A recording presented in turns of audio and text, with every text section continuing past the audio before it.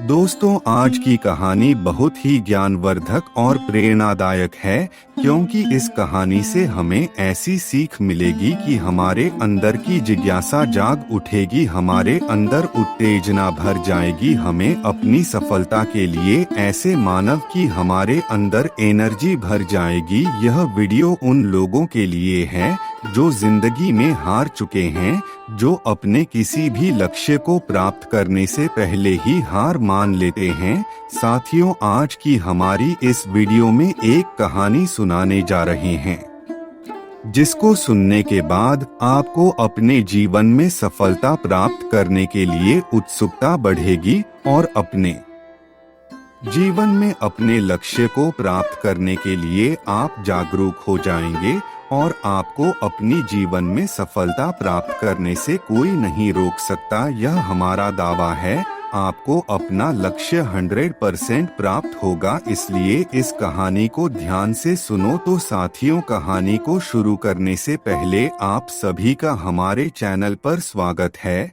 और आपसे एक विनती है कि आप हमारी वीडियो को लिखें तथा चैनल को सब्सक्राइब कर ले तथा बेल आइकन को दबाना ना भूले। तो दोस्तों, कहानी इस प्रकार है कि किसी गांव में एक साधु रहा करता था। वो जब भी नाचता था तभी बारिश होती थी, इसलिए गांव के लोगों को जब बारिश की जरूरत होती थी तब यह लोग उस साधु के पास जाते और उनसे प्रार्थना करते कि वह नाचे, क्योंकि सभी को पता था जब भी बाबा नाचने लगते हैं तो बारिश जरूर होती है। कुछ दिनों बाद बाबा के चर्चे दूर दूर तक होने लगे, क्योंकि ऐसा लोगों का मानना था कि ऐसा क्या चमत्कार है बाबा में जिसके नाचने से बारिश होने लगती है। अब लोग बाबा को देखने के लिए दूर दूर से उसे गांव में आते थे और जब भी गांव वालों को बारिश की जरूरत होती थी, बाबा को नाचने के लिए कहते थे और बाबा के नाचने से बारिश भी होती थी। कुछ दिनों बाद एक शहर में 5 लड़के जो काफी पढ़े लिखे थे, उन्हें इस बात का पता चलता है। वह 5वां लड़के इन बातों में विश्वास नहीं करते थे, वह विज्ञान में विश्वास करते थे। एक दिन वह भी उसी गांव में उसे बाबा के चमत्कार को देखने के लिए आते हैं। उन्होंने अपनी पढ़ाई लिखाई के घमंड में गांव वालों को चुनौती दे दी कि हम भी नाचेंगे तो बारिश होगी, और अगर हमारे नाचने से बारिश नहीं हुई तो साधु के नाचने से भी बारिश नहीं होगी। गांव वालों ने उन लड़कों को काफी समझाया, परंतु उन्होंने कहा कि कल हम नाचेंगे और बारिश होगी। अब अगली सुबह सभी गांव वाले इकट्ठे होकर साधु बाबा के पास पहुँचे और साधु बाबा को सारी बातें बताईं। अब साधु बाबा भी जहां गांव की भीड़ इकट्ठी हो रही थी वहीं पहुंच गए। अब लड़कों ने नाचना स्टार्ट किया। पहले एक लड़का नाचना शुरू करता है, आधे घंटे बाद जब वह थक जाता है और बारिश नहीं होती तो वह बैठ जाता है।